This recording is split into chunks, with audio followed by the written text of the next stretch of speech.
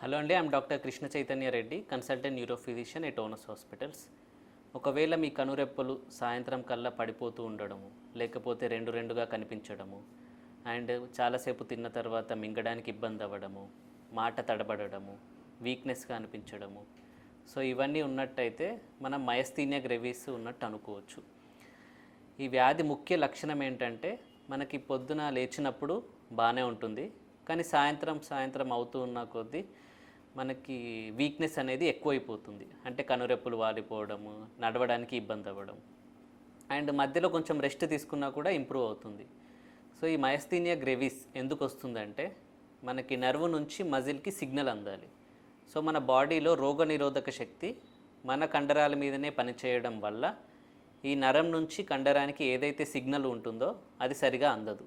So దీనివల్ల ఏమవుతుందంటే కండ పనిచేయడము తగ్గిస్తుంది.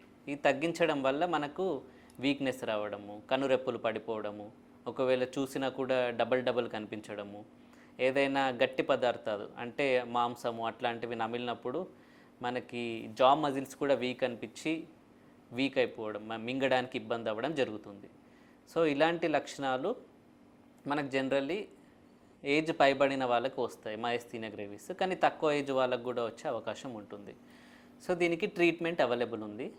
మనకి ఐవిఏజీ ఇవ్వచ్చు, అంటే మనకి ఇంతకుముందు చెప్పిన నరాల వీక్నెస్తో పాటు ఒకవేళ శ్వాస తీసుకోవడం ఇబ్బంది అలాంటివి ఉన్నట్టయితే పేషెంట్ని అడ్మిట్ చేసి ఐవిఏజీ ఇంజెక్షన్స్ ఇవ్వాల్సి వస్తుంది.